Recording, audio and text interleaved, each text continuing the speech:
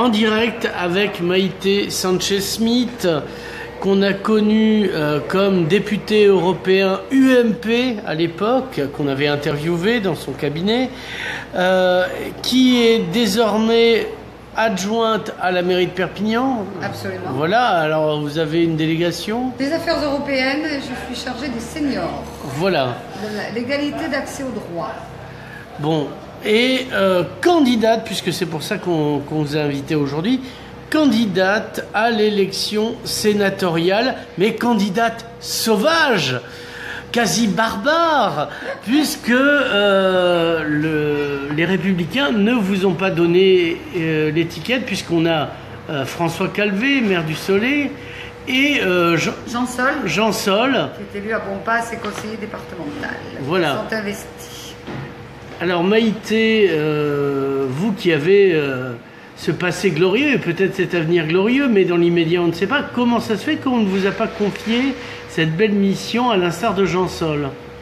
Écoutez, je n'ai eu ni information que je n'étais pas retenue, ni explication des critères et des raisons qui ont fait choisir un autre candidat, donc je n'en sais rien, je ne peux pas vous répondre. Alors, les sénatoriales, c'est la chambre haute des territoires. Justement, qu'est-ce qu'il faut pour ce territoire? Je parle du Nord, des Pyrénées-Orientales. Alors, premièrement, vous avez dit le mot qui est celui qui m'a motivé à me présenter au sénatorial. J'ai toujours été plus intéressée par le Sénat que l'Assemblée nationale parce que je suis très intéressée justement par les territoires. J'ai fait mes classes dans un syndicat qui s'appelait l'UTSIST, qui était le syndicat départemental qui gérait le transport et la restauration scolaire, créé par Léon-Jean Grégory dans l'optique de l'aménagement du territoire. Je crois d'ailleurs qu'il a été le pionnier de ces organisations territoriales qui favorisent la présence du service éducation dans les territoires, qui fait que c'est, je crois, un des premiers services qui met de la vie parce qu'il amène des familles avec des enfants dans les territoires les plus reculés. Donc là, j'y ai appris deux choses. Un, l'importance des politiques territoriales. Deux, j'y ai appris à connaître tout le département. Plus de 115 délégués de toutes les communes du département, maires, adjoints au maire, conseillers municipaux. Et ça m'a appris beaucoup de choses. Et surtout humainement, combien il est important d'avoir des relations avec ses pairs quand on est élu local, pour arriver à comprendre tous les territoires. Je suis urbaine, je suis née à Perpignan, j'ai toujours vécu en centre-ville, mais je passais mes week-ends et mes vacances à la campagne, dans une maison en pleine campagne sur le territoire de la ville de Moréas. Et voilà, je suis une rurbaine, on va dire. Et c'est tout à fait l'esprit qu'avait l'UTSIS. Donc ça a été mes classes et j'y ai rencontré une véritable passion pour l'aménagement du territoire. Et puis mon mandat européen, qui est quand même, dans ce que je faisais dans le développement régional, aussi une politique territoriale. Comment on arrive à l'égalité des territoires en aidant les régions, toutes les régions, qui sont quand même 271, toutes les régions d'Europe. Alors, Jean-Paul Alluy, lui, faisait campagne auprès des grands électeurs, puisque en faisant des dessins de clochers. C'est quoi votre méthode? Moi, c'est la rencontre, c'est le dialogue. J'ai déjà rencontré beaucoup de maires, parfois accompagnés de leurs grands électeurs. Je suis aujourd'hui plutôt sur les territoires ruraux, parce que comme je suis en vacances, quand je m'en vais dans les hauts cantons, comme la semaine dernière ou hier, j'arrive à rencontrer 5, 6, 7 maires dans la journée. Ça me permet de passer du temps avec chacun d'eux, de leur expliquer mes motivations, de leur dire qu'est-ce que je peux leur apporter. Et on peut en parler, et surtout de les écouter, pour savoir quels sont les sujets, les dossiers qui peuvent permettre d'améliorer le développement de leur territoire, et donc de faire en sorte que dans ces bassins de vie, les citoyens vivent mieux, parce qu'il est important aussi qu'il y ait des citoyens dans les territoires ruraux, et je vous avoue que nos hauts cantons, c'est un vrai plaisir d'aller y faire campagne. Oui, parce qu'il fait frais. Il fait frais, c'est beau, en ce moment on coupe les foins, la montagne est belle, la Cerdagne et le Cap-Cyr aussi. On rencontre des maires de petites communes qui ont de vraies passions pour leur commune et qui sont parfois implantés là depuis longtemps et qui ont une bonne connaissance des problématiques, parce qu'on ne peut pas tout savoir. Alors, ça m'intéresse. Alors, donc, il n'y a pas longtemps, Emmanuel Macron menaçait de supprimer le Sénat. Je pense que vous, ça ne vous plaît pas particulièrement. Alors, si j'ai bien compris, c'était pas de supprimer le Sénat. Je crois qu'on est établi avec deux chambres, l'Assemblée, le Sénat, une chambre basse, une chambre haute. C'est le cas d'ailleurs de pas mal de pays d'Europe, d'avoir deux chambres. Oui, en Angleterre, il y a la Chambre des Lords, donc c'est notre Chambre des Lords à nous. Voilà. Et par contre, il propose de diminuer le nombre de parlementaires. Et ça me semble légitime. Je pense qu'il y a une meilleure répartition à faire. Par contre, excusez-moi, mais surtout pas avec la méthode à la hussarde qu'il emploie aujourd'hui pour un certain nombre de choses. Je pense que c'est quelque chose qu'il faut réfléchir. De toute façon, il a le temps. Ça ne se fera pas avant l'élection sénatoriale. Donc ça ne concernera que les prochains mandats parlementaires, c'est-à-dire la prochaine Assemblée nationale et le prochain Sénat. Donc inutile de se précipiter, il est urgent d'attendre et de discuter. Vous savez, moi je suis enseignante et pédagogue et je crois beaucoup aux vertus de la pédagogie et de la discussion. Quand vous prenez une décision, même si ce n'est pas exactement celle de vos partenaires et que vous l'avez quand même discutée, elle passe beaucoup mieux. Je l'ai vécu au Parlement européen. Alors, il y a aussi une baisse des dotations d'État. 300 millions hier. Voilà, et on veut virer la réserve parlementaire qui était aussi un outil. C'est fait, ça a été fait. Ça vient d'être voté ce matin. D'accord. Voilà, voté par le Sénat et ça a été voté par l'Assemblée nationale la semaine dernière. Donc, est-ce que c'est pas une recentralisation déguisée finalement? Si, bien sûr. Voilà. Il n'est pas question, parce que vous imaginez la levée de bouclier des collectivités, des associations, qu'il n'y ait plus rien pour les petits projets ou les projets moyens. Mais ça ne supprime pas. Le but, c'est quand même doter aux parlementaires le pouvoir de donner ce qu'ils veulent à qui ils veulent. Et qu'on taxe d'électoralisme, ce qui, à mon avis, n'est pas faux. Donc ça va être mis sous une forme d'une autre enveloppe, je pense, avec des critères différents. Mais vous savez, moi, 5 ans au Parlement européen, distribution des fonds avec des critères mûrement réfléchis, qui sont respectés par obligation, parce que sinon l'Europe repasse derrière et demande le remboursement. Moi, je trouve que ce n'est pas une mauvaise idée, finalement. Alors, là que je vous ai sous la main, il y a beaucoup de budgets européens, ne serait-ce que pour la région, mais qui retournent souvent à l'Europe parce qu'ils sont peu exploités. Alors, est-ce que c'est justement ceux qui ont déjà les moyens d'avoir des moyens, qui peuvent faire des dossiers? Non, non. Moi, je fais le tour des mairies, je rencontre les maires et les élus, je leur parle beaucoup justement de ma capacité à les informer sur les fonds européens, de leur ouvrir des portes, de les brancher avec les bons interlocuteurs. Je leur explique ce qui existe. Je leur dis qu'effectivement, certains sont peu utilisés, que c'est dommage et qu'ils n'en profitent pas. Et je sais très bien que dans les petites communes, c'est par manque de moyens humains et de connaissances qu'ils ne profitent pas de ces fonds européens. Donc moi, c'est une valeur ajoutée que je mets en avant et je pense être la seule aujourd'hui candidate à pouvoir apporter cette ouverture européenne.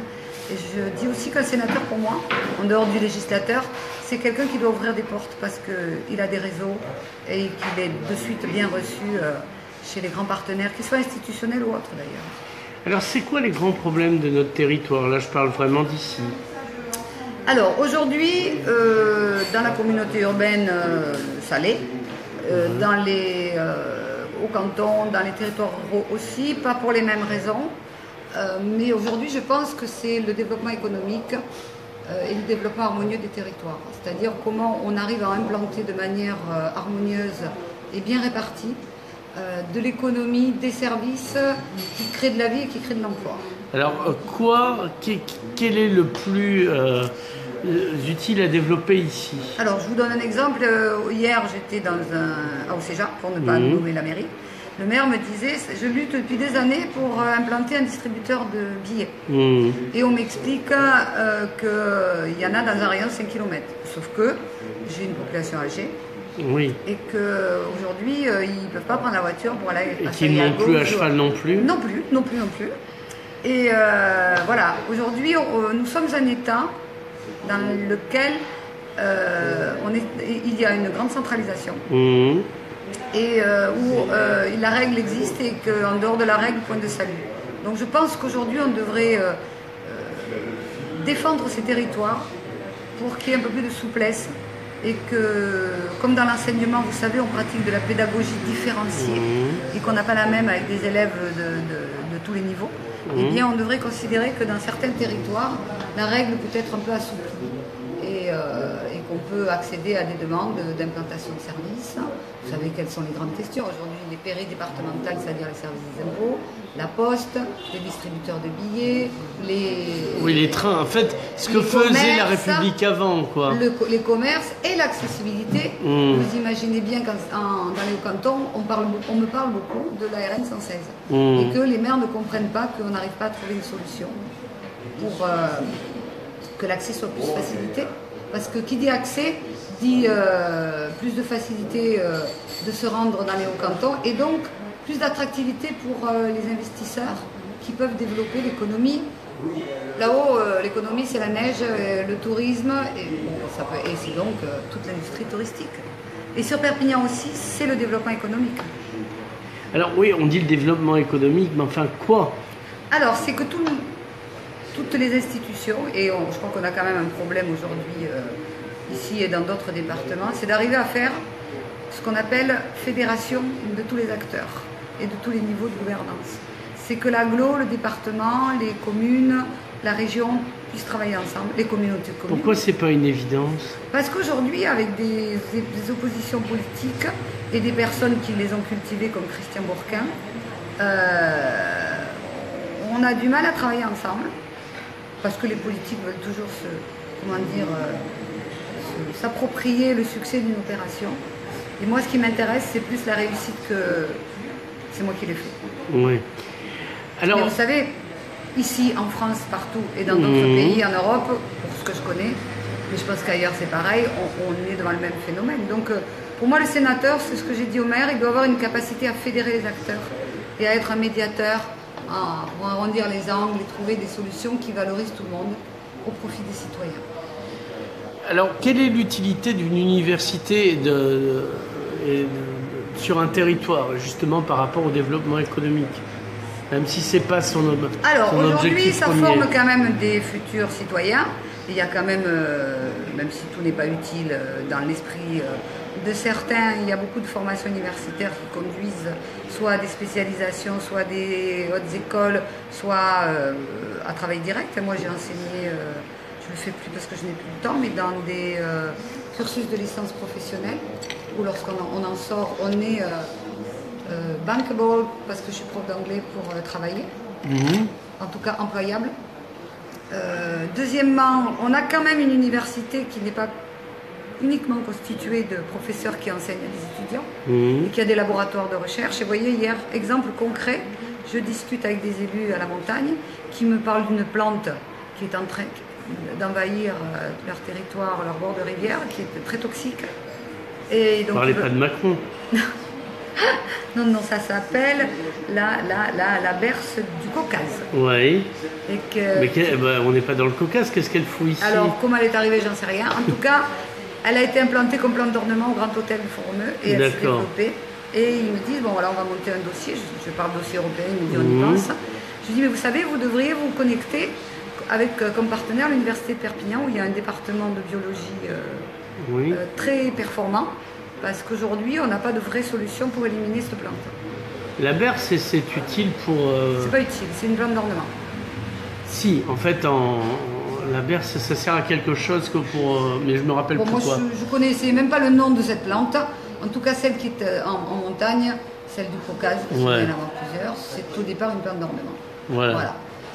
C'est un exemple où comment on se connecte à l'université qui a la capacité et qui le fait de monter des projets de recherche et innovation et de recherche et développement et d'obtenir des financements d'État et européens justement pour ce genre de choses. Imaginez qu'ils trouvent une solution scientifique d'éradication de cette plante. Il l'arrache quoi. Non, mais il paraît que quand on l'arrache, si on n'arrache pas bien les racines, ça sert à rien. Voilà. Ou alors, à l'époque de la montée des graines, ils essaient de recueillir toutes les graines et ils les brûlent pour pas que ça essaime. D'accord. Ouais. Bon voilà, l'université, ça sert aussi. Dans la recherche, on a un département de biologie marine très en pointe. Alors, pour reviendre à un autre sujet... Je bois un peu de mon café. Faites donc. Voilà. Une élégance rare quand elle boit son café. Qu'est-ce que je veux dire? On a à côté un pays qui sera peut-être bientôt indépendant. Vous, ça vous fait quoi? Parce que vous êtes un peu catalane. Beaucoup.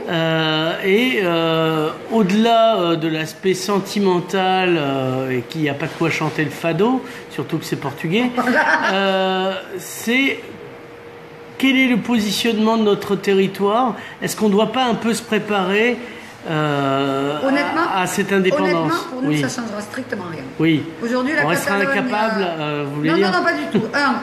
Pour les relations, la Catalogne est déjà une autorité indépendante, autonome, avec énormément de compétences. Moi, je le vois dans les relations franco-catalanes et transfrontalières. Vous savez que ça a été une de mes spécialités au Parlement européen. Aujourd'hui, on traite avec eux. On n'a absolument rien à faire avec le gouvernement espagnol, nous, de notre côté, quand un territoire est dans un partenariat avec la Catalogne. Puisque c'est limité à le département et la région. Mais pour les sénatoriales, dans la dimension territoriale du département, ça ne change pas grand-chose. Aujourd'hui, les compétences nationales, c'est la défense, l'armée, la justice, encore que, les juges et les tribunaux qui sont en Catalogne, ils ont une certaine indépendance. Mais pour tout le reste, aujourd'hui, ça ne changerait rien. Après, politiquement, ça se discute. On peut comprendre que la Catalogne ait des velléités. Moi, je n'ai pas à me prononcer sur oui, je suis pour, non, je suis contre. S'ils deviennent parce que c'est leur volonté et que ça se passe bien, de toute façon, ils referont adhésion à l'Europe et ils seront forcément intégrés dans l'Europe parce qu'ils réunissent toutes les conditions, bien plus que n'importe quel État aujourd'hui pour être membre de l'Union européenne. Voilà. Et l'Europe n'a rien à dire là-dessus. C'est une affaire interne à l'Espagne. Donc, en face, on a aussi l'Occitanie. Le fait que nous ne soyons pas... On en fait partie, je vous signale normalement. Oui, on a une nouvelle colonie de l'Occitanie. Mais ils n'ont pas l'air de se préoccuper de nous comme ça. Mais parce que l'Occitanie, ça ne veut rien dire pour nous, parce qu'on n'a pas la même culture que Midi-Pyrénées, qui eux sont occitans. D'ailleurs, même en Languedoc-Roussillon, on est le village gaulois d'Astérix. Oui, mais alors... Voilà. Alors, est-ce que c'est une appellation avec Pyrénées-Méditerranée dessous et que on garde notre identité et qu'à ce titre on bénéficie de tout ce dont on doit bénéficier. Mais je crois que la première des préoccupations en dehors du pays catalan, c'est que la région comprenne notre particularité, à tout point de vue. Territoire, culturel, situation transfrontalière. Je vous signale quand même que dans Midi-Pyrénées, nous sommes le seul département à avoir une vraie frontière perméable et au bord de la mer et au Pertus et sous les hauts cantons à Bourg-Madame, Fucerda, alors que tout le reste c'est de la montagne quand même. Donc il y a beaucoup moins de perméabilité et il y a beaucoup moins de relations quand vous passez par exemple en Haute-Garonne, entre la Haute-Garonne et l'Aragon, que nous en avons avec la Catalogne. Qu'est-ce que je veux dire? Oui, alors... Et ça existe depuis toujours. Hein. Moi, depuis que je suis enfant, j'ai toujours été de l'autre côté de la frontière. Alors, la question qui se pose, est-ce qu'on peut en vouloir aux Toulousains de ne pas inscrire ce qui n'est finalement pas pratiqué au quotidien, c'est-à-dire la culture catalane? Il ne s'agit pas des Toulousains, il s'agit de la région administrative, de la présidente et de son conseil régional. Il ne s'agit pas d'inscrire, c'est juste quelque chose qui existe et donc il faut le prendre en compte. De la même manière que l'Ariège a sa particularité, et géographique, et économique, et humaine, il faut prendre en compte le département des Pyrénées-Orientales, qui est frontalier, qui est au bord de la mer, parce que je vous signale qu'on est quand même aujourd'hui on est la façade marine de l'Occitanie, il n'y en a pas d'autre, et ça leur plaît bien d'ailleurs. Donc il faut prendre ça en compte. Vous savez, moi quand je travaillais au règlement des fonds régionaux, on avait élaboré un menu avec des priorités économiques et de développement. Et dans ces priorités, il y avait tout. Il y avait la montagne, il y avait la mer, il y avait le sport, il y avait l'éducation, il y avait des tas de choses qui participent au développement d'un territoire. Parce que c'est bien l'esprit. Et moi, je me suis de suite dirigée vers cette commission, parce que ça correspond à ce que j'aime et ce qui m'intéresse. Donc, les régions devaient choisir dans ce menu ce qui correspondait à leur profil humain, démographique, géographique, économique. Et donc, vous imaginez que le Languedoc-Roussillon, qui a quand même, pour 3 de ses départements, une façade maritime, a coché la priorité qui est relative à la façade maritime, à la pêche, au développement touristique des stations balnéaires maritimes. Alors qu'aujourd'hui, la Lozère, ça ne les intéresse pas, mais ils sont quand même dans le Languedoc-Roussillon. Midi-Pyrénées, vous imaginez bien qu'ils n'ont pas coché cette priorité. Ce qui explique qu'aujourd'hui, jusqu'en 2020, on reste sur 2 programmes et 2 enveloppes séparées pour les fonds européens. Une enveloppe Languedoc-Roussillon et une enveloppe Midi-Pyrénées, avec des priorités différentes et des critères différents. Alors c'est la dernière ligne droite de cette interview. Imaginons que je sois un grand électeur. Convainquez-moi de voter pour moi. Pour vous plutôt. Il vaut mieux Lapsus. Premièrement, j'ai parlé des territoires et je parle aux grands électeurs de ma connaissance du territoire, de leurs problématiques. Deuxièmement, ma méthode, c'est aussi de poser des questions pour savoir. Donc on m'a beaucoup parlé hier et la semaine dernière de liaison et de stations de ski et de développement du territoire. Quand je vais au bord de mer, j'ai fait quelques communes, on me parle justement de l'aménagement des plages et de ces problématiques. Donc parlez-moi de vos problématiques pour que je les connaisse mieux. Troisièmement, j'ai 2 choses à vous proposer. Mes compétences, elles sont avérées. Quand je dis, vous savez, ne le dites pas, on connaît votre réputation de personne travailleuse, sérieuse. J'ai été députée de l'année en 2014. Et deuxièmement, je mets à disposition, en tant que sénatrice, de mes réseaux nationaux et mes réseaux européens. Et ça, c'est important. Et de ma connaissance, parce que moi, je pense qu'un sénateur, il est aussi là pour vous informer, vous aider, vous accompagner dans vos projets. Pas juste pour faire une lettre à un ministère en leur disant le projet de la commune X est très bon. Tous les projets sont bons s'ils sont au bénéfice des citoyens. Et surtout, j'ai la réputation de tenir mes engagements. Quand je dis je fais.